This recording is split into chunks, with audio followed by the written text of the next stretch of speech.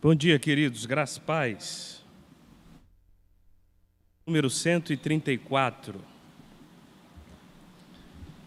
Último salmo de romagem. Vamos estar encerrando hoje a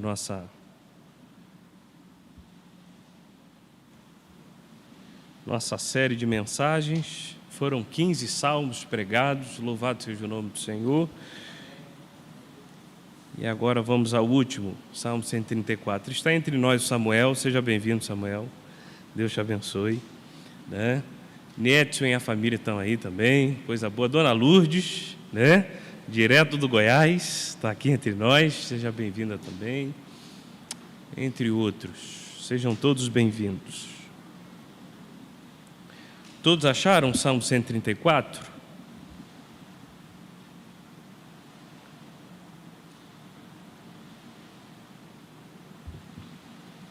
Salmo curtinho.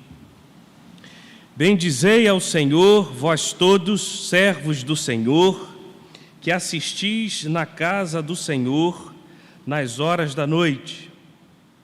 Erguei as mãos para o santuário e bendizei ao Senhor. De Sião te abençoe o Senhor, Criador do céu e da terra. Senhor, graças nós te damos, porque o Senhor é o Criador do céu e da terra. Todas as coisas estão debaixo da Tua provisão, da Tua providência. Senhor, que este salmo seja uma verdade no nosso coração, fale conosco aqui nesta manhã, que possamos aprender um pouco mais de Ti. Obrigado, Senhor, pela Tua grandeza, pela Tua misericórdia e pela Tua fidelidade. Obrigado, Senhor, por esse tempo aqui, esses meses, meditando nos salmos de romagem. Ó Pai, nós podemos refletir que nós também estamos em uma caminhada para a Nova Jerusalém, uma caminhada que não é fácil, uma caminhada que é difícil, uma caminhada, ó Pai, que o caminho apresenta muitos salteadores, muitas situações difíceis, muitos animais peçonhentos, mas louvamos o Teu nome porque o Senhor está conosco, o Senhor nos guarda nessa caminhada, o Senhor nos livra de todo mal e nós podemos chegar ao lugar de adoração. Senhor, e como igreja eu peço e oro que em breve, Senhor, no Seu retorno, nós estejamos lá prontos para ouvir a Tua voz, prontos para morar na Nova Jerusalém, prontos para Te adorar de eternidade a eternidade. Louvamos o Teu nome, em nome de Jesus. Amém. Irmãos, esse é o último salmo de romagem, como já disse, ele foi escrito dentro de uma perspectiva de serviço eclesiástico, dentro de uma perspectiva de adoração, de uma perspectiva também de convocação do povo para a adoração. O versículo 1 já começa: bendizei ao Senhor vós todos, convoca o povo, convoca os sacerdotes, convoca os levitas, convoca a quem está no serviço, servos do Senhor que assistis na casa do Senhor. Então é um salmo de convocação à adoração, ao serviço cristão. Então nós estamos aqui diante do último salmo de romagem e eu gostaria de tirar com vocês algumas aplicações para a nossa vida de forma bastante breve. A primeira coisa que eu vejo aqui nesse salmo, e eu dividi em 3 partes, na verdade o texto fez isso, né? O verso 1, 2 e 3, o versículo 1 já começa trazendo esse chamado à adoração. Deus, né, ou melhor, ali o próprio povo, e claro, instruído pelo próprio Senhor, convocando o povo de Deus, convocando os servos de Deus para a adoração. Então, a grande maioria dos estudiosos que estudam, os teólogos, acreditam que quando o povo chega em Jerusalém para adorar, eles chegam com aquele firme desejo, aquele desejo de exaltar, aquele desejo de glorificar o nome do Senhor, como no Salmo 122. Alegrei-me quando me disseram, vamos à casa do Senhor. Então eles chegam em Jerusalém, chegam com essa alegria, a ponto que eles exaltam com júbilo: bendizei ao Senhor, vós todos. como um grande coral reunido, né? O coral cantando, exaltando um hino de adoração, convocando o povo: vamos bendizer ao Senhor, vamos celebrar a esse Deus. Mas não só a gente, não só nós que chegamos aqui em Jerusalém, mas vós todos, diz o Salmo, bendizei ao Senhor, vós todos. Então eles convocam. Então nós percebemos aqui os peregrinos conclamando, né, os sacerdotes para bendizerem, conclamando o povo de Deus para bendizerem o querer, a verdade, os estatutos e, claro, a pessoa do nosso Deus. E quando eles clamam: bendizei ao Senhor vós todos, servos do Senhor que assistis na casa do Senhor nas horas da noite, eles estão dizendo também aos sacerdotes, estão dizendo para si: nós viemos aqui com o intuito de adorar esse Deus nos termos e nas formas que Ele ordenou. Porque se eles estavam nessa peregrinação, nessa romaria até Jerusalém, eles estavam cumprindo os propósitos desse Deus, e ao chegarem em Jerusalém, eles tinham que adorar e cumprir os mandamentos e os estatutos desse Deus.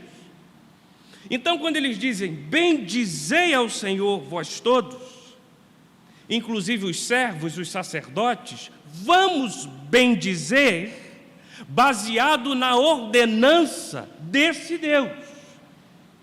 Então, só um parênteses aqui. O culto público, isso que está ocorrendo aqui, ele tem uma linha, né, de condução que deve ser mantida e que deve ser pautada e que deve servir como pauta, como base para esse culto. É a Escritura. O culto, ele não pode fugir do que a Escritura ensina. O culto público, o culto cristão, ele precisa estar alicerçado no que a Escritura diz, a ponto que, se a Escritura não diz, não orienta ou proíbe, não é para ocorrer no meio do culto público. Por isso que, como igreja, como povo de Deus, precisamos ser zelosos com o culto, precisamos ser zelosos com a nossa reunião de adoração, precisamos ser zelosos e comprometidos com o que a palavra de Deus nos instrui do que é culto, do que é ordenança bíblica, do que de fato é adoração, porque senão entraremos em um estágio de meninice, de macaquice, entre um monte de coisas que a gente vê por aí, porque foge do que a Escritura, do que a palavra de Deus nos ensina e nos instrui para o culto cristão.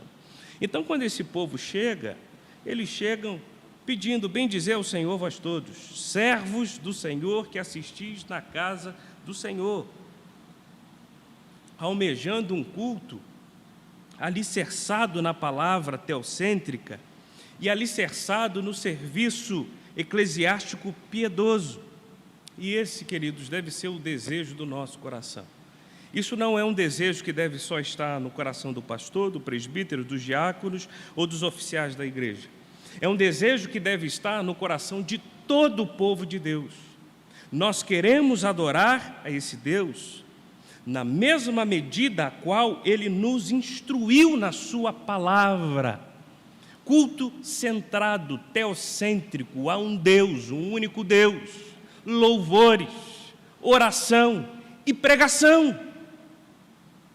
Um culto que não tem essa característica de adoração, tendo o Senhor Jesus como centro dessa doutrina, tendo o Senhor Jesus como centro dessas canções, tendo o Senhor Jesus como centro da pregação.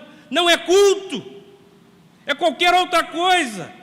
Pode ser um encontro marcado por homens somente, mas não um culto de adoração em sua palavra, baseado na sua palavra e na sua ordenança bíblica. Já estudamos aqui como marcas de uma igreja saudável. pregação expositiva, as ordenanças, batismo, ceia, tudo isso aponta para uma igreja saudável, uma igreja que está estabelecida não no fundamento do pastor, não no fundamento da denominação, não no fundamento de um estatuto ou de um regimento interno, mas fundamentado na Escritura e na Palavra de Deus. E baseado nessa Escritura, na Palavra de Deus, eu preciso almejar isso a ponto de eu vou dizer: bendizei ao Senhor vós todos. Dentro dessa perspectiva, dentro dessa verdade, assim como nós temos peregrinado, saído das nossas casas, da Palestina, de todos os lugares, com os nossos filhos, com as nossas esposas, reunidos, cumprindo pelo menos 3 vezes ao ano, como diz a lei de Moisés, indo a Jerusalém para adorar, que era o local de adoração, e eles iam cumprindo, assim eles chegavam em Jerusalém, e dessa forma eles almejavam ver o lugar de culto. Bendizei ao Senhor vós todos, servos do Senhor que assistis na casa do Senhor. Por isso que é muito sério o serviço eclesiástico. É muito sério. A gente não pode chegar aqui brincando. Eu não posso chegar aqui, né, sem ensaiar, sem ser zeloso, sem ser piedoso, sem gastar tempo. Eu ouvi uma frase de um pastor essa semana que aconteceu a Conferência Fiel, e é verdade, uma pregação pautada somente, né, em um estudo, mas sem piedade, não passa de um bom discurso. E não passa mesmo. Porque se não há estudo, se não há dedicação, se não há oração, se não há piedade, é somente um bom discurso. Posso chegar aqui, né, ter uma voz linda, dentro do tom, né, conhecendo a batida, 3x4, 6x8, tudo certinho, fazendo tudo por 8, né, dentro do ritmo, mas às vezes seco por dentro, somente como um profissional. Ou o outro extremo, né, vivendo de uma forma desleixada, deixando tudo para cima da hora, né, não estuda, não se dedica, vem para cá, traz qualquer coisa, fala qualquer coisa, começa a falar um monte de coisa atabalhoada, ninguém entende nada.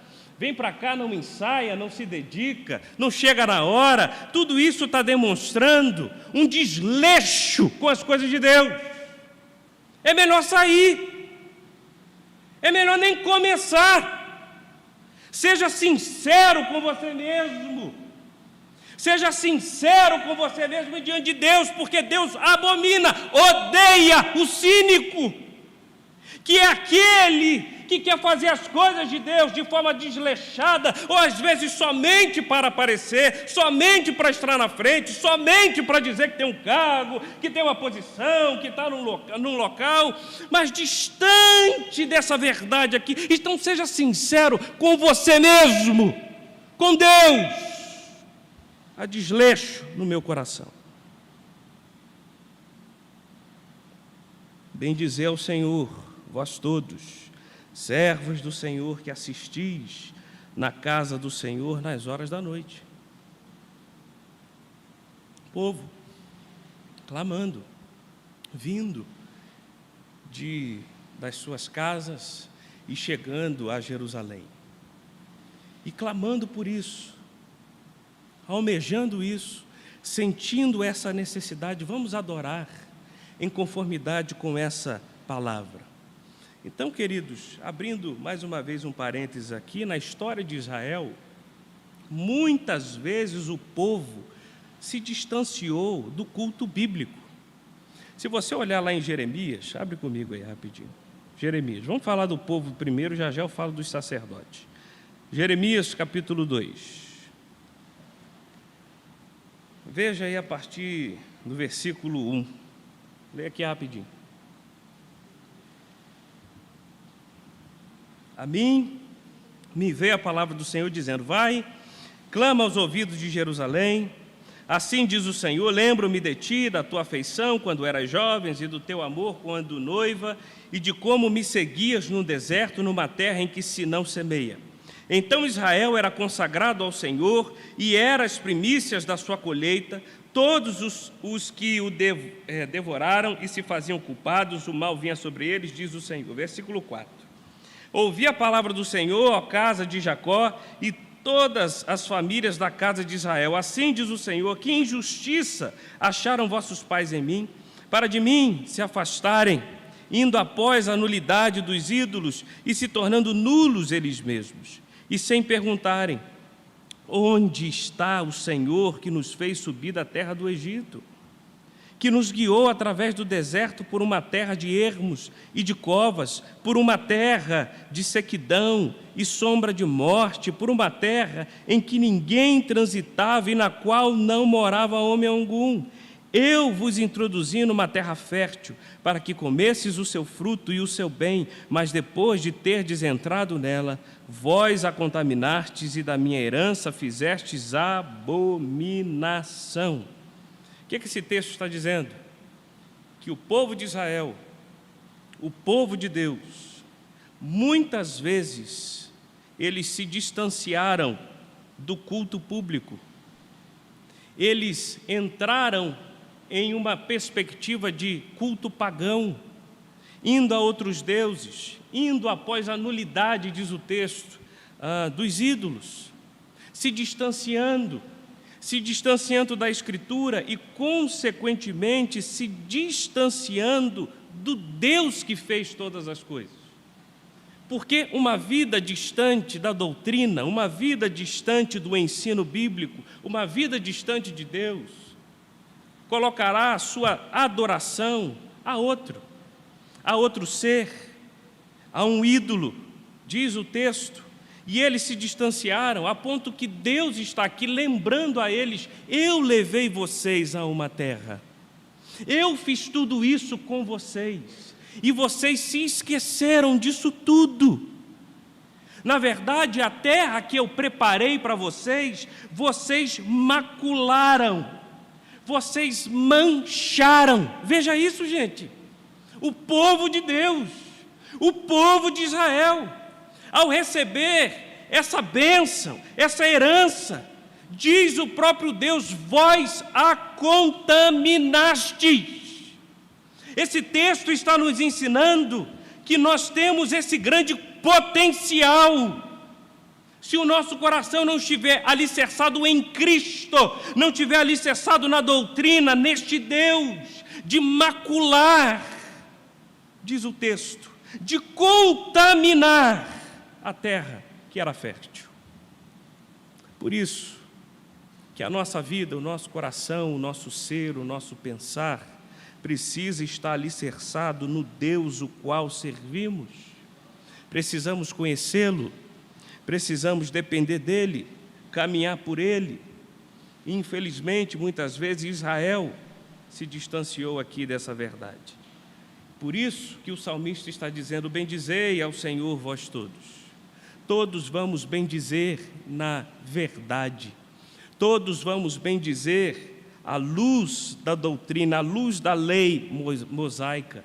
Todos vamos bendizer em concordância com essa palavra para não pecarmos contra o nosso Deus. Mas o salmista não fala só do povo, não conclama só o povo, mas também conclama os servos do Senhor, os sacerdotes que serviam ali no tabernáculo, que serviam no templo. Ele também diz servos do Senhor. E quando nós olhamos para a história de Israel, infelizmente, muitos servos, muitos sacerdotes também se desviaram. Olha o versículo 8 de Jeremias 2. Os sacerdotes não disseram, onde está o Senhor? E os que tratavam da lei não me conheceram. O que diz o texto aí, gente? Os pastores o quê? Prevaricaram contra mim. Os profetas profetizaram por quem, gente? Por Baal. E andaram atrás de coisas de nenhum proveito. O que são essas coisas de nenhum proveito? São as coisas que passam. são as coisas que ficam, são as coisas que não são eternas. É por isso que nós, líderes, temos que ter a nossa mente e o nosso coração no que é eterno. Nós, pastores, nós, presbíteros, diáconos, temos que ter a nossa vida, a nossa mente, a nossa liderança, o nosso ensino baseado naquilo que tem proveito, naquilo que é real, naquilo que é eterno, naquilo que se mantém de eternidade a eternidade. E o que se mantém de eternidade a eternidade tem um nome: aquele que vive e reina soberanamente, aquele que é Deus, aquele que é Senhor, aquele que é poderoso, aquele que nos dá, aquele que nos alicerça, aquele que nos guarda, é Cristo Jesus. A nossa vida precisa estar nele, mas quando eu ando atrás de coisas de nenhum proveito, dedico todas as minhas forças, todo o meu ser, todo o meu pensar nas coisas dessa terra, irmãos, eu vou prevaricar, não tem jeito. Diz o texto: os pastores prevaricaram contra mim, inclusive profetizaram em nome de Baal. Isso aqui não está longe de nós, esse texto não está longe, é só você ligar a televisão e ver alguns cultos por aí, muitos profetizando em nome de Baal, muitos usando o nome de Deus, para entregar alguma coisa, para dar alguma coisa, para receber alguma coisa. Isso é prevaricação, isso é profetizar em nome de Baal, isso é andar atrás de coisas que não há proveito. Infelizmente, quantos assistiam no templo, quantos estavam no templo, mas com o coração recheado de imundícias. Por isso o salmista diz: bendizei ao Senhor, vós todos, servos do Senhor.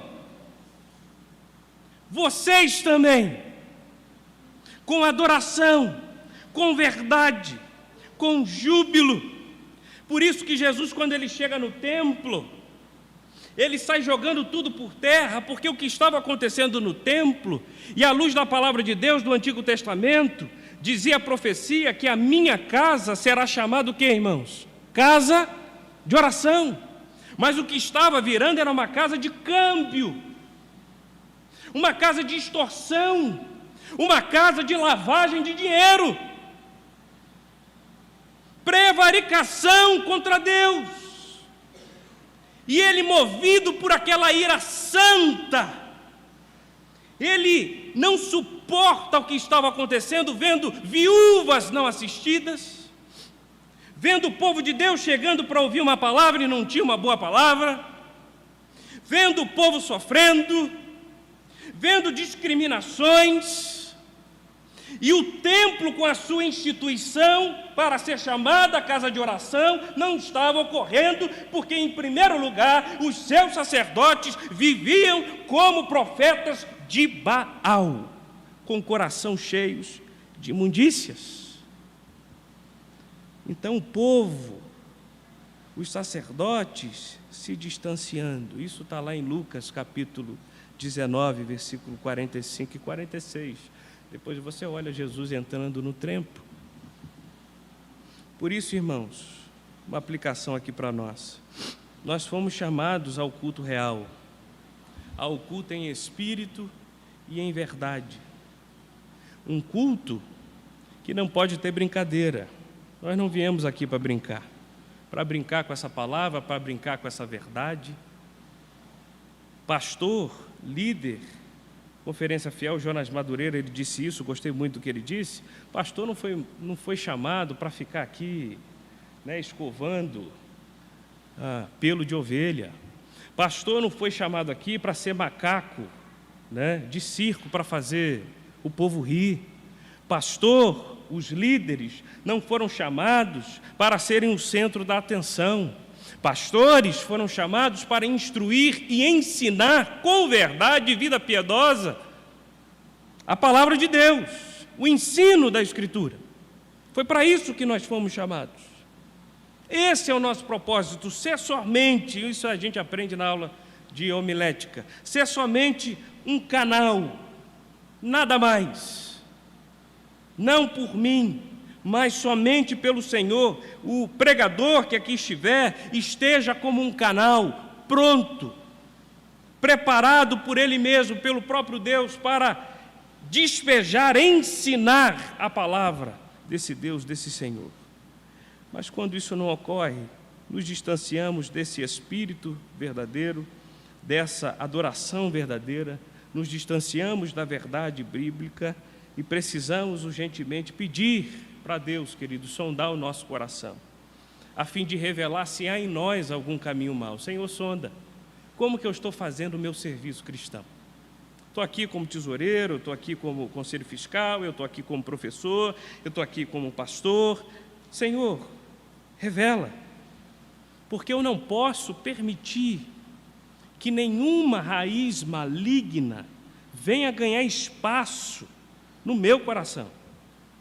Porque caso ganhe espaço no meu coração, eu irei pecar e posso levar outros e perderei a bênção de bendizer ao Senhor, de bendizer em um culto verdadeiro, em espírito, em adoração.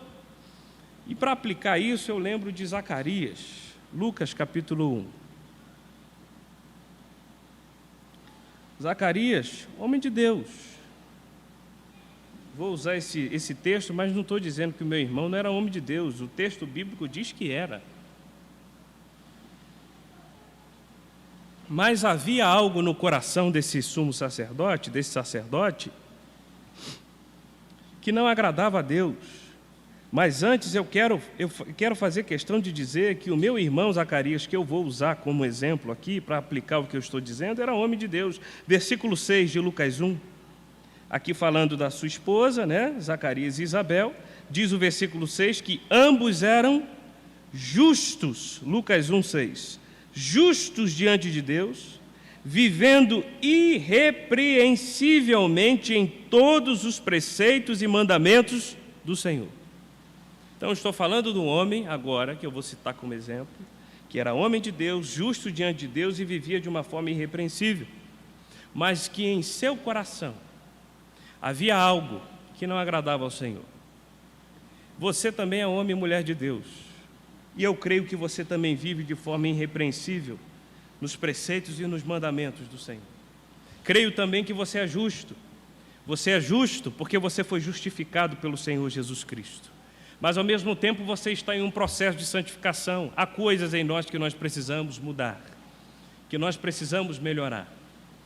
Diz o texto que Zacarias, ele orava, e orava muito, junto com a sua esposa, por um filho.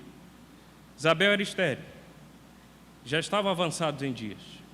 E então ele foi para o serviço cristão, de novo serviço cristão.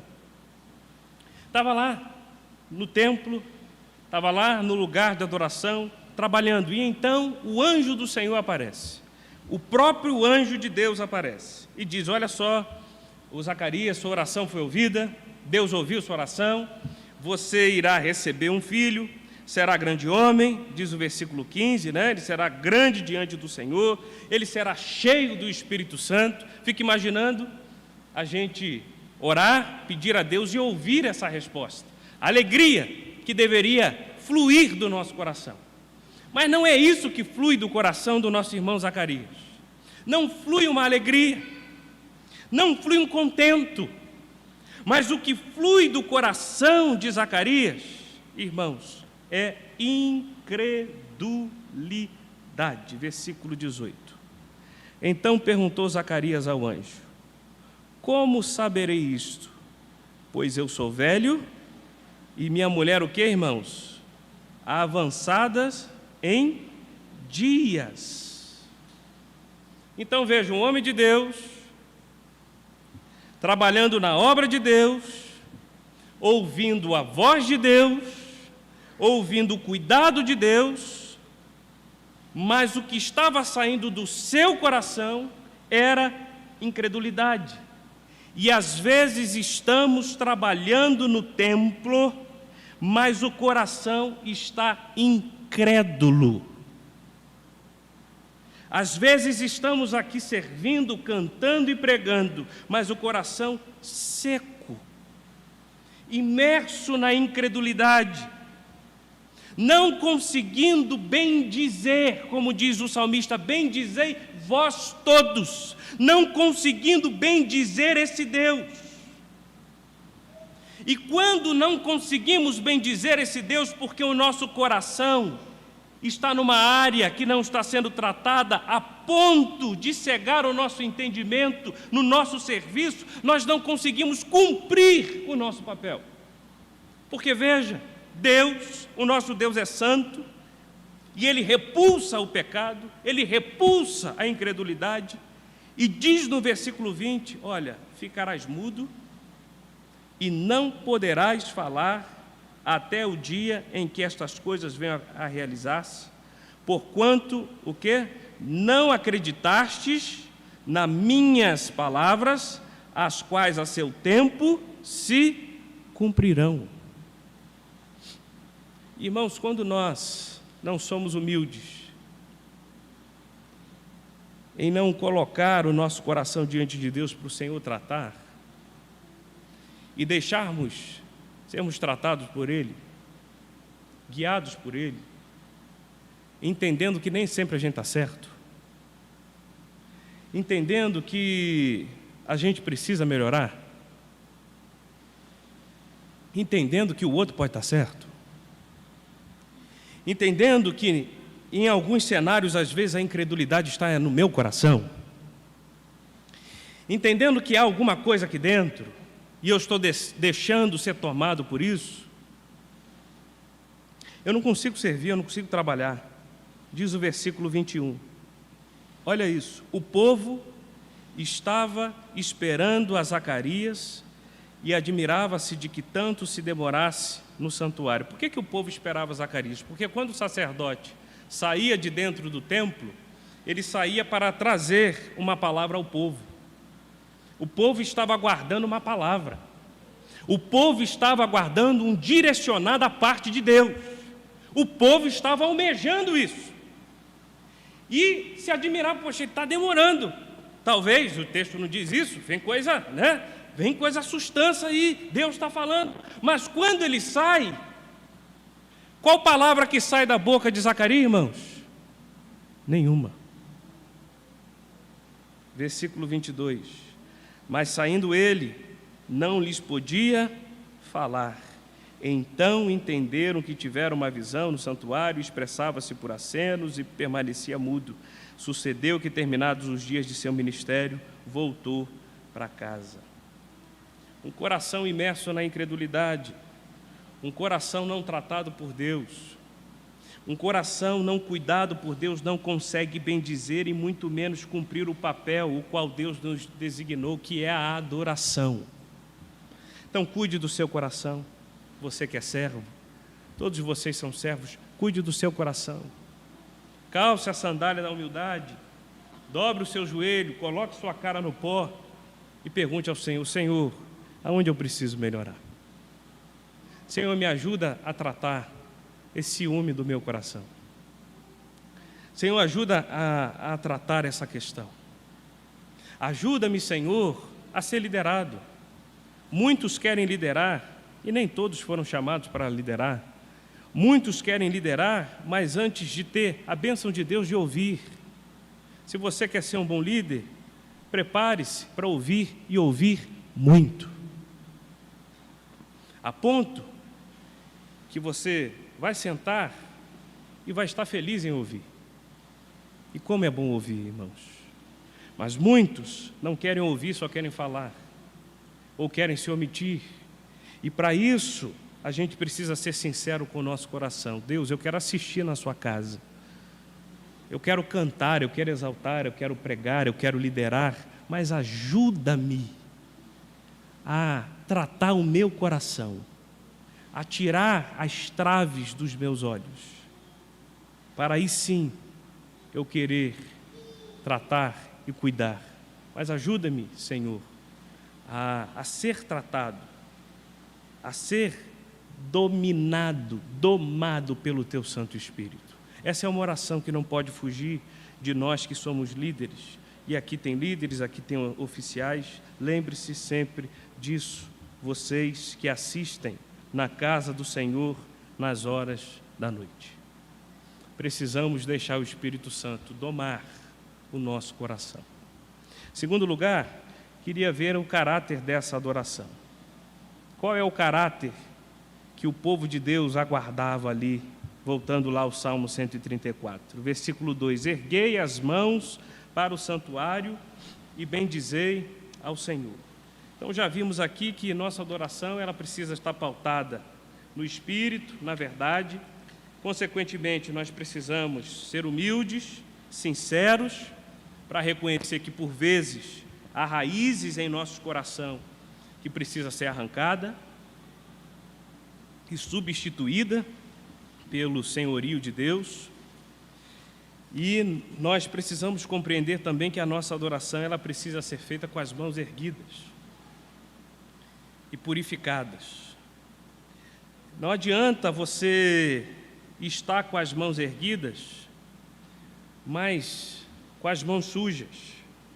As suas mãos precisam estar limpas. É isso que Jesus ensina lá em Mateus capítulo 4, versículo 5.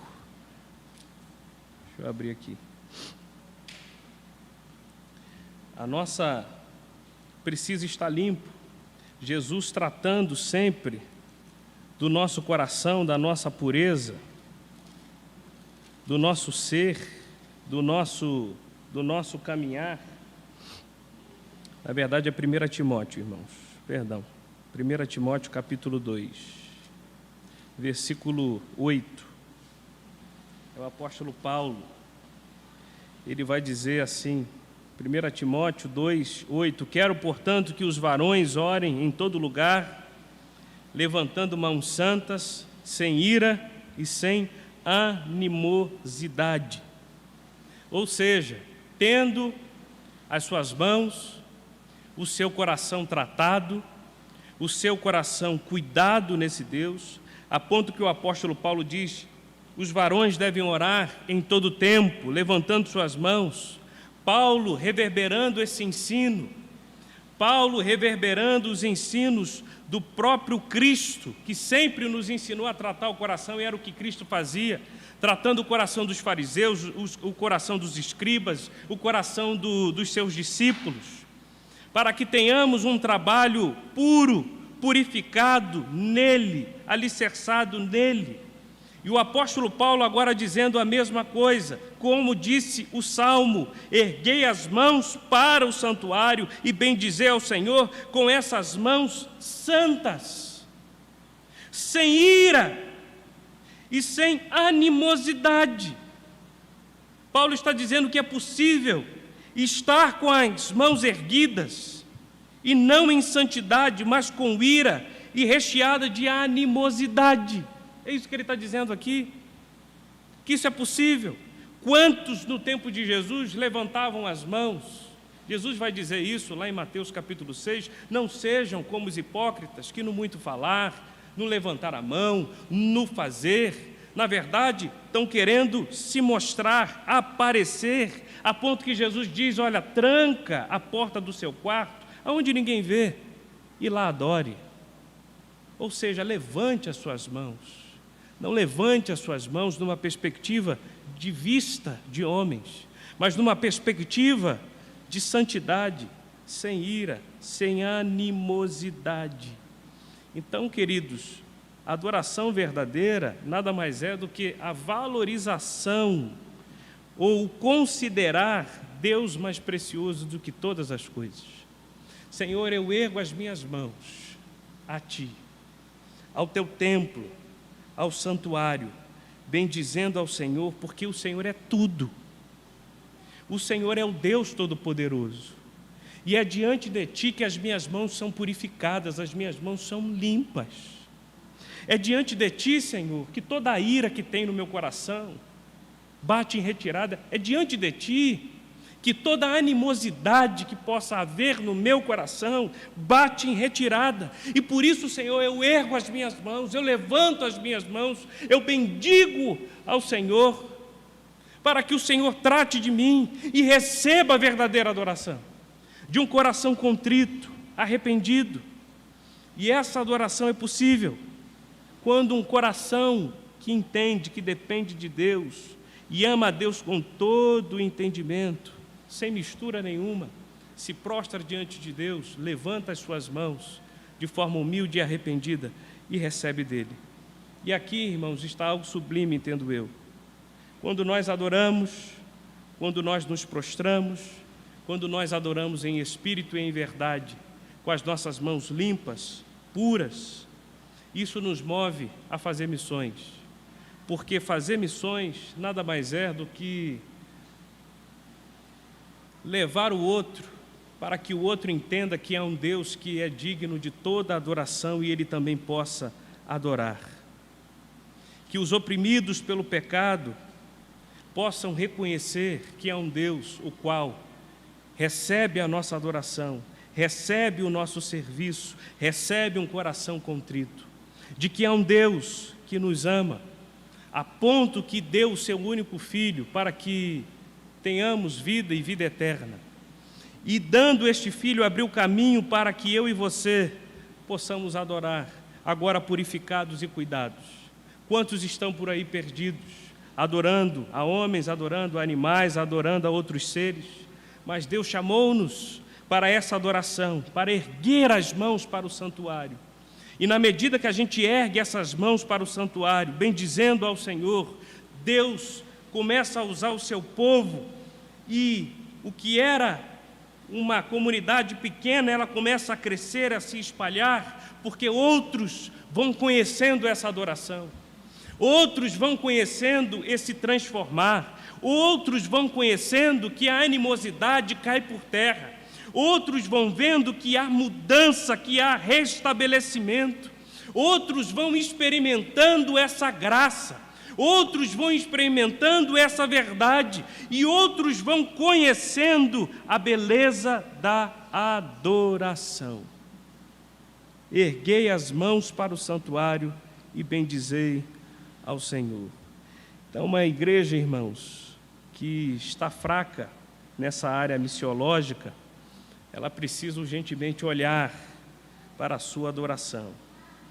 Porque se a nossa adoração estiver defeituosa, se a nossa adoração não estiver pautada na Escritura, automaticamente o nosso serviço missiológico também estará. Porque é para a adoração que Deus chamou o homem, é para a adoração que Deus nos chamou. E Deus diz a você: erguei as mãos para o santuário e bendizei ao Senhor nessa manhã. Amém, queridos? Levante suas mãos, erga suas mãos. Apresente ao Senhor suas mãos puras, santas. E se ao olhar, Senhor, assim não está, peça ao Senhor essa purificação. E terminando aqui, o Senhor diz no verso 3: de Sião te abençoe o Senhor, Criador do céu e da terra.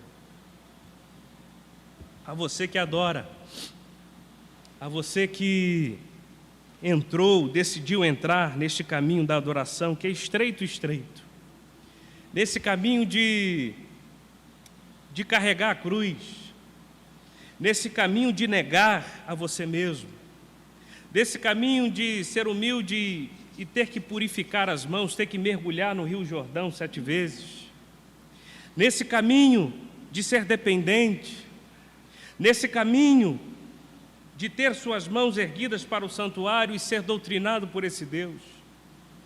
Você que entrou neste caminho de bendizer ao Senhor e lutar pela fé evangélica. Você que entrou no caminho da adoração, não só de uma adoração de si para consigo, muito menos, mas de uma adoração verdadeira do homem para Deus. E não uma adoração que se estende somente a essa igreja, mas uma adoração que sai por essas portas para atingir outras pessoas, os nossos vizinhos, os nossos amigos, os nossos colegas, as crianças, para que estejam aqui no nosso meio adorando e erguendo as mãos também para o santuário, bendizendo ao Senhor. E a você que entrou neste caminho, a você que está nessa peregrinação, a você que está caminhando para Nova Jerusalém, a você que está todos os dias com o seu joelho dobrado, a você que tem se alicerçado, você que tem passado por situações difíceis até por causa do nome de Deus, a você que tem enfrentado essas lutas da caminhada, a você que tem chorado por essa igreja, a você que tem orado por essa igreja, a você que tem orado pelos seus familiares, a você que não tem olhado para as coisas que não têm proveito, a você que tem olhado para as coisas do céu, eu preciso te dizer uma coisa, eu preciso te dizer uma palavra: receba a bênção desde Sião, em nome de Jesus na sua vida. De Sião te abençoe o Senhor, Criador do céu e da terra. Meus irmãos, eu digo aqui como irmão em Cristo, à luz dessa palavra, se você é como esses peregrinos aqui, que estão lutando pela fé evangélica, receba essa bênção em nome de Jesus, seja abençoado, que você receba o refrigério nessa manhã da parte de Deus, e o Deus que fez o céu e a terra. Não desanima, sei que é difícil, sei que é árduo, sei que é cansativo, eu sei que ficar lutando pelas coisas certas, eu sei que toda hora, e a gente é pecador, irmãos, toda hora a gente está voltando ali: Senhor, purifica as minhas mãos, purifica o meu coração, tira a minha animosidade. Não é fácil, mas nós temos um Deus que nos abençoa, um Deus que nos alicerça, um Deus que nos guarda, e que desde Sião Ele manda a sua bênção para sustentar o seu povo, porque Ele é o Criador dos céus e da terra. Amém? Você é esse peregrino? Então receba essa bênção, receba esse cuidado, receba esse consolo. E eu gostaria de terminar os salmos de romagem, porque são salmos que expressam esse consolo da parte de Deus, nos exortam, mas também apresentam esses consolos, trazendo esse consolo para a sua vida. Que Deus cuide de você, que Deus sustente você, que você lembre que, como peregrino, como povo de Deus, você foi chamado para convocar as crianças, os pastores, os jovens, os adultos, para exaltar, para glorificar. Você foi chamado para prezar por esse culto. E se você que entrou aqui nessa manhã procura sentido para a sua vida, eu queria dizer que esse sentido você só vai encontrar em Jesus Cristo. Os que estão já nessa caminhada encontraram sentido de vida, né? E tem uma música antiga, né? Eu embarquei nessa viagem, é tanta onda que eu nem sei, né? E ali o Salomão, né? Lá de Cabo Frio ele, meio doidão. E tem crente que é meio doidão, né? E aí ele vai compartilhando, né? E ele, muito viciado em drogas, ele era, né? Deus transformou o coração dele. E ele compôs essa música. E na medida que ele vai cantando essa música, ele vai aprendendo o quanto o sentido da vida dele não está nas drogas, não está em si mesmo, mas o sentido da vida dele está em Cristo Jesus. E ele diz que ele ama essa palavra. Está aí, Salomão do Reggae, né? É o nome da música, se eu não me engano. Então, talvez você seja um daqueles que esteja aqui e se frustrou com a religião, se frustrou com algum líder que não cumpriu o papel que deveria cumprir. Talvez você se chateou, está magoado, mas eu quero te dizer, se você confiar no que Jesus fez em seu lugar, você irá encontrar o caminho para Deus. Você irá achar graça, perdão, perseverança, verdade. Então volte-se para esse Deus, entre por esse caminho e seja como esses irmãos que estão aqui nessa caminhada, árdua, difícil, mas que estão recebendo a bênção desse Deus. Amém, queridos? Vamos orar? Feche seus olhos, curve a sua cabeça. Senhor, obrigado por esse tempo Obrigado, Senhor, por esses 15 salmos que nós meditamos. Nós aqui aprendemos tantas coisas e eu falo por mim, Senhor. Como o Senhor transformou o meu coração. Jesus, a caminhada é muito difícil, é muito árdua, mas o Senhor nos abençoa e nos guarda. Senhor, o Senhor chama a Tua igreja, o Teu povo, para uma vida santa e irrepreensível, mas às vezes, Senhor, nosso coração está meio azedo, está meio esquisito, tem raiz querendo brotar, e entramos numa animosidade muito grande, Deus. Tem misericórdia de nós. Tem misericórdia de nós, Senhor. Que as nossas mãos, quando erguemos, esteja limpa. Que o nosso culto seja teocêntrico. Que o nosso falar seja bíblico. Porque aqui nós vemos um povo que almejava isso. E que a Igreja de Brasília continue a almejar isso. Que os pastores dessa igreja venham a almejar isso dia após dia, Senhor. Senhor, livra-nos de toda imundícia.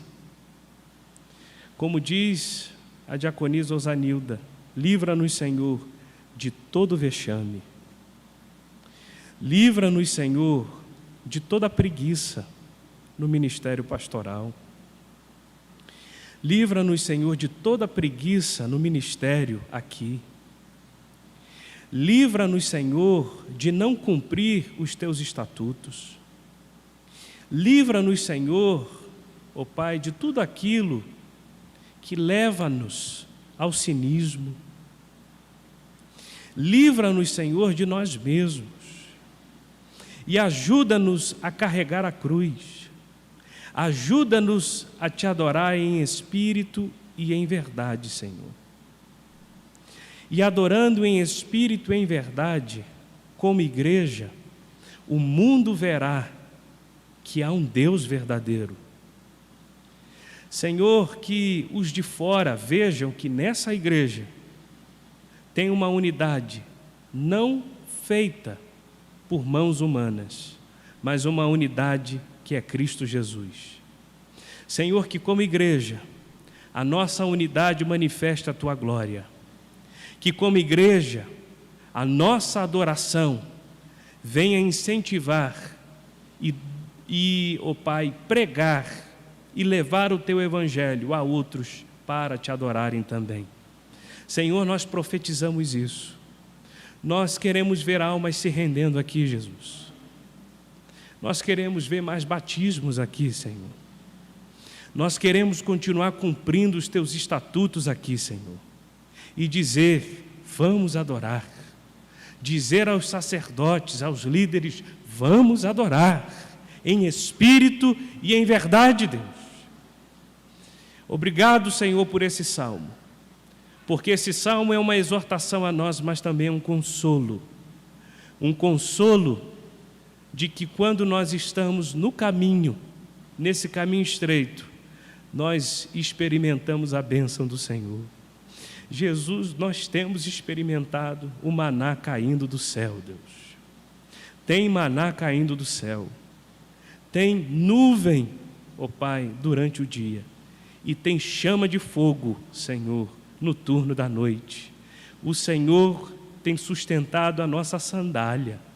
Antiga já, Deus, mas não está desbotando. A sandália continua novinha, Deus. E o caminhar é extenso, é longo, mas a sandália está aqui cuidada pelo Senhor. Não sentimos os espinhos, não sentimos feridas nos nossos pés, mas sentimos o Teu cuidado. Cuida deste povo, abençoa esse povo e não deixa nos desanimar. Em nome de Jesus, Tu és o Deus pródigo. Tu és o Deus poderoso, Tu és o Deus que está com os braços abertos a receber o filho de volta a casa. Senhor, tem filho para voltar a casa, e nós oramos em nome de Jesus pelos filhos que estão desviados, que voltem a casa em nome de Jesus. Guarda-nos, Senhor, dar-nos uma escola dominical abençoada e que possamos ruminar, não na minha palavra, mas na sua palavra, Senhor. Tira do nosso coração tudo aquilo que não provém do Senhor e que possamos cumprir os teus estatutos, em nome de Jesus. Amém.